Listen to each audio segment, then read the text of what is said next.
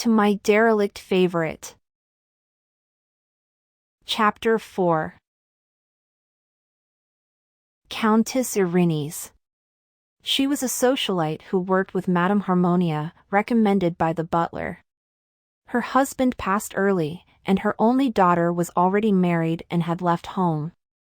Under the pretext of the vast mansion being lonely, her house is always full of parties and readings.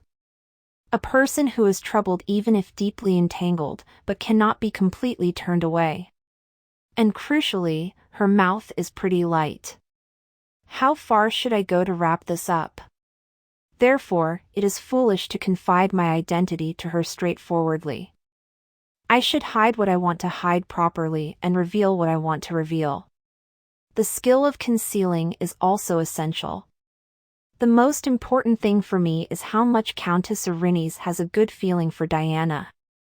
Her position was largely neutral during the original work. And this is proof that Diana is not a fully recognized position in the aristocratic community. Diana's most powerful ally is not a nobleman, but the temple. The temple will have to row when the water comes in. You've become a member of the royal family. How can this be? The nobles did not voice much opposition to Diana's ascension to the throne. The reason was the death of the Duke of Orcus and his daughter Princess Latona. When the two villains, who took the lead and opposed Diana, drank their own poison tea by Caelus' trick, the nobles immediately changed their attitude and no longer disturbed Diana. However, that is the story of the ending of the novel, and no one knows how the complaints that are boiling inside will come out after the ending. It would be nice if Diana noticed this well and tried to win the support of the aristocracy. Unfortunately, I'm going to move a step first. I don't want to dominate the social world like the late Latona or Crown Princess. However, it is enough to provide food that is good to eat to talkative people. Of course I'll also be chewed up by them behind my back, but if I don't mind it then it doesn't matter. Because my purpose is not for me to reign over Diana, but just to make her regret it. In any case, I am the daughter of a lord in a mountainous background named Elia, so in their view, I am just a humble origin just like Diana. Therefore, there is no need to try to blend in among the nobles. In any case, it would be nice if I could get along with Countess Erinyes. Phew, it's Madame Harmonia who you should be concerned about right now. As recommended by Eros, she was born as a daughter of an aristocrat, but did not receive a separate title or marry. A strange position that straddles the middle of a commoner or aristocrat. Thanks to her, she had considerable influence outside the aristocratic society. Madame Harmonia was quite sympathetic to Diana, a commoner. She also encouraged her side not to give up her love for Helios. It was Madame who taught Diana the court etiquette. If the temple is Diana's political ally, Madame Harmonia was Diana's spiritual helper. Why was Madame Harmonia, who was clearly on Diana's side, more important than Countess Erinyes? It's because the word of Harmonia can shake Diana even more. Therefore, it means that the cost-effectiveness is better if I target Harmonia. I am a true reader who has read the original novel 9 times.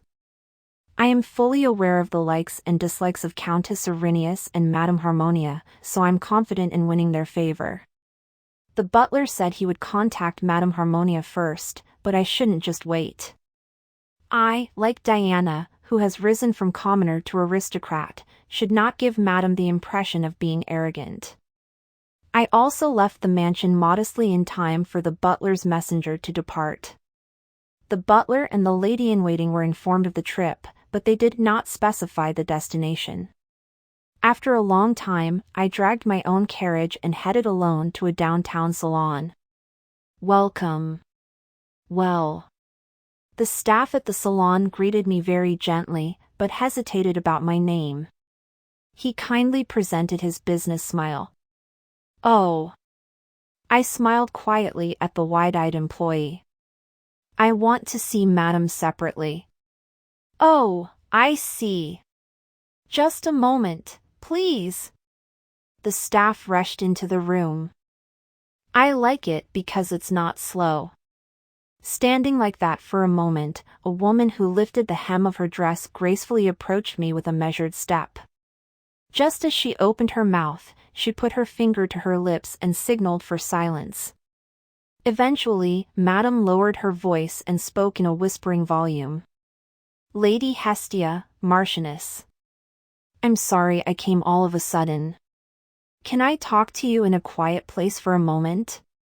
Oh, you're welcome. This way. There were quite a few people in the salon. I'm glad I wore a wide-brimmed hat. Curious eyes turned this way a few times, but soon recovered. I entered a quiet room where the noise was silenced well. Harmonia offered me a seat but did not hide her excitement. Oh, my God. I just saw the posthumous artist's letter. I lightly confirmed. I know. But to show Madame my desperation, I'd much rather do this face to face. Harmonia's important reason for liking Diana was the honesty and humility that Diana showed. Then I can ingratiate myself with Madame in the same way. Ah. But a woman of great stature like the Marchioness. Her eyes are filled with admiration. I think I did the first step well. I'm from a weak background, too. And it's on the fringes of society. We got married all of a sudden, but honestly, there are so many shortcomings. I really need Madame's help. Oh my. Madame covered her lips with her hand and admired it in a small way. I think she's doing it on purpose. It seems to be a kind of reciprocating gesture rather than a particularly bad meaning. In fact, the Marquis' presence has been a hot topic in the past few days. Before I help you, I also have a question. Can I ask you? Of course, Madame. You don't have to be shy, of course, I answered positively. Madame was curious about this. How I've been living. And how did I marry Caelus? Why did I turn the temple upside down after I got married? The answers were generally expected, so the answers were not that difficult. My adoptive father is Lord Elia. He took me as his adopted daughter because he had no children to send to imperial society. Actually, I have admired the Marquis for a long time. I was worried that he might be deeply hurt after the wedding of the crown princess, so I walked to the Marquis without realizing it. The Marquis, who found me like that, gave me a marriage certificate right away, maybe because of my vain feelings. I owe you an unbelievable favor, and I will pay you back. So I went to the temple. My husband generously gave out his own land for the saint, but he didn't get a response. You can think of it as a kind of liquidation of the past when the land was returned. In a calm tone, Madame Harmonia's curiosity was answered. The concept I chose is a foolish country woman who had unexpected luck. But don't show off. Be humble. Isn't this great? She nodded in agreement. The world knows that the Marquis of Caelus was very fond of the crown princess. Everyone was worried about the Marquis, but that's what happened. I know my place very well. I have no intention of hastily imitating Her Highness, Lady Diana. I just want to repay him for letting me have a happy dream even for a short time until he regain his composure and files for divorce. Oh, don't you ever think that, Marchioness? You've already proven yourself worthy by dealing with the temple. Harmonia shook her hand hard. At first glance, it feels like she's on my side, but I shouldn't jump to conclusions. Because her attitude when I'm not in front of her is the real one. I held Madame's hand with a desperate look. I'm so embarrassed that I'm afraid I'll cause trouble for the Marquis because of my poor knowledge. So Madame, help me please. I have to go to the tea time of Countess Irini's in a little while, so please teach me not to be humiliated in the spot. She smiled a little. I understand the situation of the Marchioness. It's simple, but I'll do my best. Oh, thank you. Madam. First of all, can you sort out the social issues that might come out of the Countess' tea time? Because I can't sit there like a honeyed mute. I'll do that. And be aware of the subtle feud between the nobles. That way, you won't make a mistake. Harmonia carefully pointed out. As expected, a social veteran is different. There were many things to learn, so I promised to organize them well in my notebook and send them to the Marquis. It really helped me a lot. Madam, I won't forget your kindness. I thanked her with dignity. Harmonia smiled, slightly covering her lips with her fingers. Then can I have you come visit my salon often from now on? Oh, I will. If it's a saloon with the best social issues, people will naturally gather. It's a clever suggestion. I accepted her offer without difficulty. One day when I was so busy preparing for tea time, I was cramming for social studies with an information magazine sent by Madame, and I heard a neat knock. Lady Hestia. It's Euros. Yes. Come on in. The butler came in quietly without making a sound of footsteps. Just a while ago, Mr. Caelus had a visitor. Oh, really? Did the Marquis say he'd meet? I immediately asked back and quickly turned my head. If someone was to come visit Caelus without notice like this. Oh, was the visitor's name Hyperion? Then the butler was appalled. Oh, my God, did you know? Huh, the Crown Prince has gone undercover, so I'd better pretend I don't know. Hyperion was the name that Helios used to sneak out of the palace. I'm a big fan of novels, so I can't help but know. The butler also nodded. Fortunately, the master is meeting a guest. I'll come back and tell you when the guest leaves, Lady Hestia. Yeah, all right. Euros bowed briefly and left immediately. As Caelus said, Helios really came to see him. To personally confirm the marriage of a close friend. However, the concern is whether Caelus' mental state has recovered enough to face Helios. Of course Helios would have come without knowing anything. He can unintentionally tear through Caelus' wounds. Will it be okay? Wouldn't it be better if Caelus open up and shout, I was going to die because of you guys? I was worried that it would only be harder while he pretended to be okay and firm. Helios' personality is by no means friendly. I suddenly felt bitter. If Caelus had been clever in his relationship with Diana, would she have chosen Caelus instead of Helios? In any case, the designated lead of the novel was Helios. It seems that it would have been useless for Caelus to perform any tricks. But if this world is not a novel, but a real world. If it was. It makes me sad in an instant. That's not why I'm pushing the second lead. The serve bottle is this scary. Ha. Let's just study. I forced myself to pick up the file again. Countess Irini's tea time is just around the corner, so there is no time for idle thought. The butler said he would let me know when the Crown Prince returned, and he kept his word. It was a long time before he came back and told me. The Crown Prince has just left. Oh. Okay. It was as quiet as it was when it came. Anyway, I'm good at sneaking around. Helios. What did they talk about? No, it's obvious. Helios would have asked exactly how the marriage was going, and he would have confirmed how much Caelus knew about me. If he didn't hear a satisfactory answer from Caelus, he'll have his men do a separate background check. It's frustrating. When I read a novel from the perspective of an omniscient writer, I can understand all the situations at once, but after becoming a person like this, my vision has become very narrow. I vowed to make the most of my money, but it is much more inconvenient than I thought. I'm not a genius tactician and I can't predict everything mysteriously. What can I do if I struggle and I can't get the answer? I murmured irritably to myself. I shook my head loudly to shake off the uncomfortable feeling and concentrated on studying again. But after a while, somehow it became noisy outside.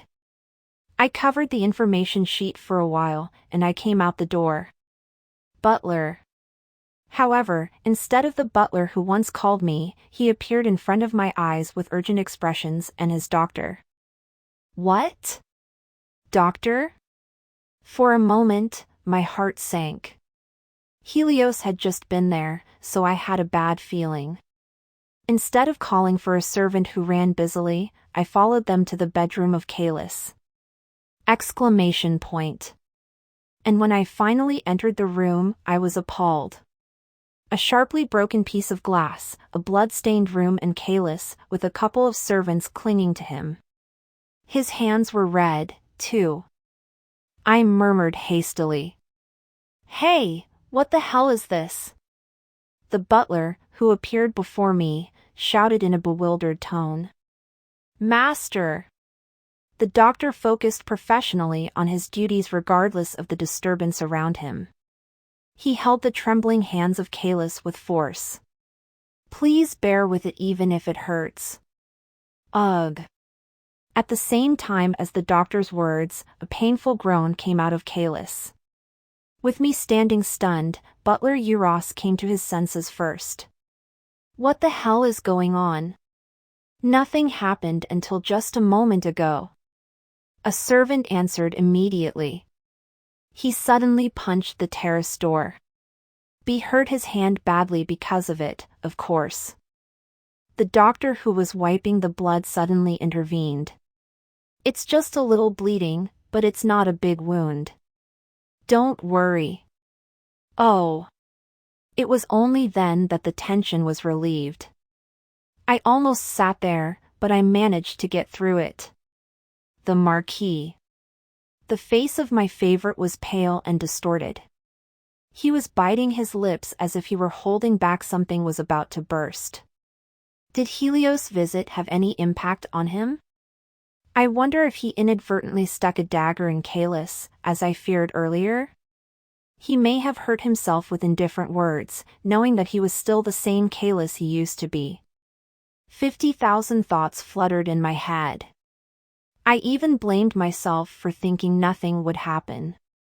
I wanted to make sure he didn't hurt himself again. Why am I so pathetic? I can't even keep my favorite safe. Caelus lay down on the sofa and left his hand to his doctor. With one arm covering his eyes, he opened his biting lip. Everyone out. The butler quickly glanced around. He meant that he and his doctor would be there, so everyone could go out without worrying. It didn't help Caelus to be all over here. I accepted the butler's will and quietly retreated out of the room with the other servants. I scrambled back to my room. I couldn't be immersed in my studies again with an already chaotic mind. The first time I stopped Caelus from committing suicide, I still had not seen blood. But today was different. The red that was coloring the sofa and carpet. My favorite in front of me was a real living person, not a character in a book at this moment.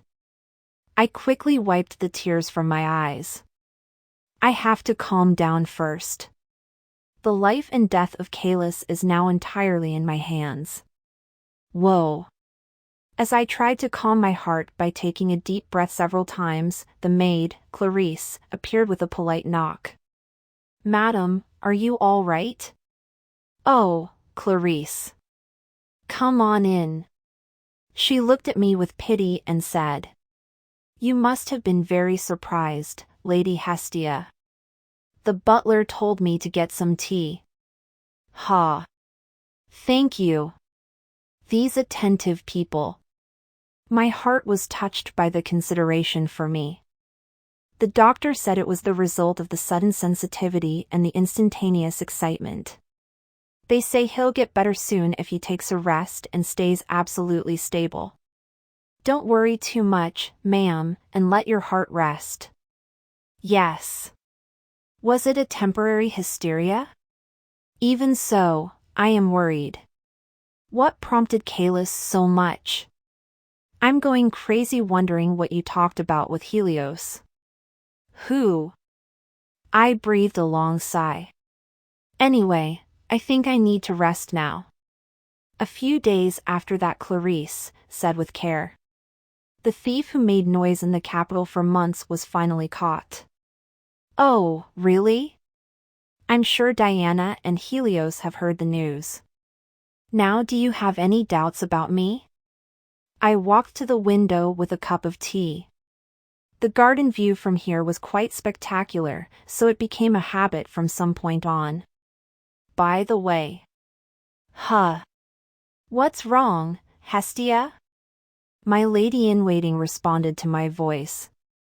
My heart sank and I pointed out the window. Caelus came out. Oh my. We watched Caelus walk alone through the garden, stiff with tension. But then... Oh! Exclamation point. Caelus suddenly sat there, gripping his chest. Surprised, we threw the teacups away and kicked open the door. Seeing us running out of the blue, the butler Euros hurried out. Caelus! Marquis!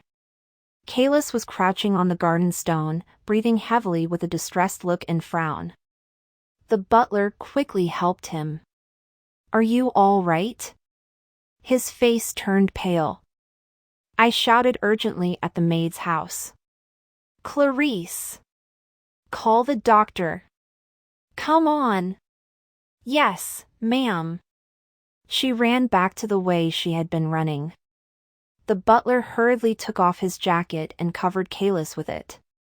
Come to think of it, his light gown caught my eye belatedly. Euros. Was the Marquis ill last night? There was nothing wrong with him when he woke up in the morning. The butler's words were clouded with confidence. In the meantime, Caelus' breathing has stabilized quite a bit. What a fuss. There was a faint murmur of self-help. I tried to ignore it and instructed Euros. Hurry up and take him to his room.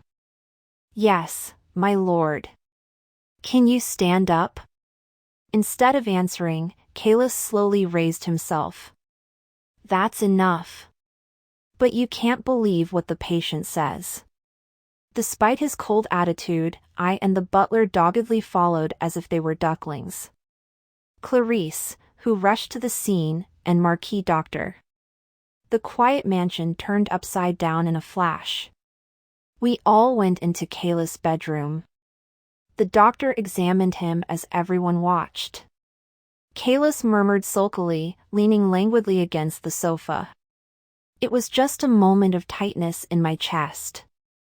There's nothing to make a fuss about. The doctor also shook his head after measuring his pulse and heart rate. There is nothing unusual. I think it's because he's still psychologically unstable. Caelus drooped his shoulders and tilted his head back. I'm not even a kid. What's this? Anyway, I was relieved to hear that there was nothing wrong with my body. But it's a pity that he's still suffering from a mental illness that he can't even take a walk in the garden. As expected, the aftermath of meeting Helios is clearly affecting him. I couldn't take it anymore. Well, Lord Caelus. I'd like to ask you something quietly. Hearing my voice, he beckoned, furrowing his brow. Then the quick-witted servants left me and immediately left the room. Okay. What is it? I can't believe that Caelus is so kind to listen to my request. I was moved to tears, but I held it in. With all due respect, did you have a hard time today because of what the Crown Prince said to you the other day? His glassy purple eyes stared at me. His face heated up and he bowed his head quickly. Do you know what she said? No, it's hard for me to get that detail with my foresight. I was just wondering if you were shocked by what he said without knowing the context. Shocked. Caelus smirked. I'm sure Helly was shocked. Because I told him honestly why I'm like this. Oh. Perhaps my expression was suspicious because he waved his hand. It was just a little hard to breathe a little while ago. Haven't you ever had that happen? It's like a sudden shortness of breath when the thought you don't want to think about takes over your head. He shook his head in silence. Of course I've experienced it. But it wasn't to the point of collapsing like the marquis. I see. Caelus leaned his head in a languid posture. Actually, he didn't say a few words that day. I was the only one making a fuss. But I feel much more comfortable after clearing the air like that. In fact, Caelus left the room for the first time today since the night he attempted suicide. It was quite a big improvement, even though he collapsed quickly. His voice continued calmly. But it's very strange. It was unexpectedly comforting that you withdrew my donation to the temple. Honestly, I still don't know what you're up to, but at least I should thank you for that. Don't mention it. I couldn't bear to raise my head because I was about to cry. Until I left Caelus'